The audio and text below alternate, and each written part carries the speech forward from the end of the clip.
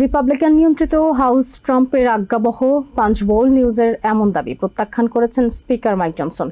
বৃহস্পতিবার সিবিএস নিউজের সাথে সাক্ষাৎকারে তিনি বলেন, প্রেসিডেন্টের নীতি বাস্তবায়নে ঘনিষ্ঠভাবে কাজ করছে হাউস।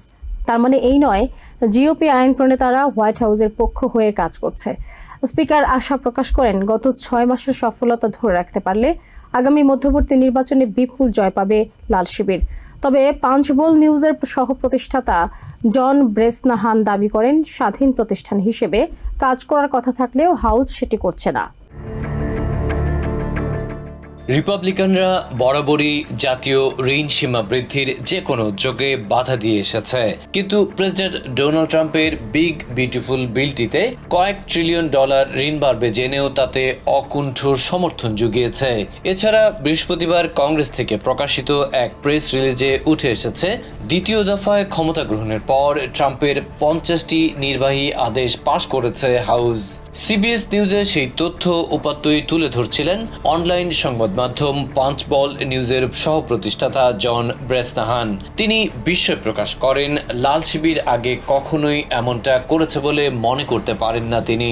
2021 সালে প্রতিষ্ঠিত অনলাইন পোর্টালের সূত্র ধরেই সিবিএস নিউজ স্পিকার মাইক জনসনকে প্রশ্ন করেছিল, তবে কি সত্যি রিপাবলিকান নিয়ন্ত্রিত হাউস ট্রাম্পের আজ্ঞাবহ হয়ে উঠেছে? জনসন জানালেন, একেবারেই অবিবেচনাসুলভ মূল্যায়ন। বলেন, প্রেসিডেন্টের নীতি বাস্তবায়নে ঘনিষ্ঠভাবে কাজ করছে হাউস। তার মানে এই নয় যে জিওপি আইন প্রণেতারা হোয়াইট হাউসের পক্ষ হয়ে কাজ করছে। জনসন পাল্টা অভিযোগ করেন, ডেমোক্রেটদের মতোই ট্রাম্প প্রশাসনের সাফল্যে ঈর্ষান্বিত হয়ে অনলাইন সংবাদ মাধ্যমটি এমন খবর প্রকাশ করছে।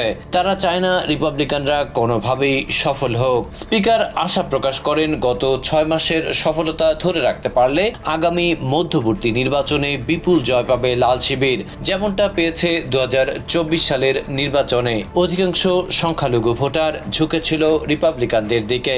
টেক্সাসে কংগ্রেশনাল আসন পুনর্বিন্যাসে গভর্নর গ্রেগ অ্যাবটকে নির্দেশ দিয়েছেন প্রেসিডেন্ট। মাইকের মতে আইন কানুন মেনেই মানচিত্র সংযোজন বিয়োজন করা হবে।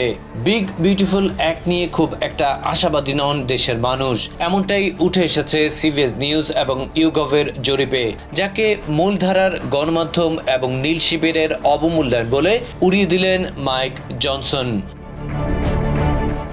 Adib Mohammad, TVN 24 news desk.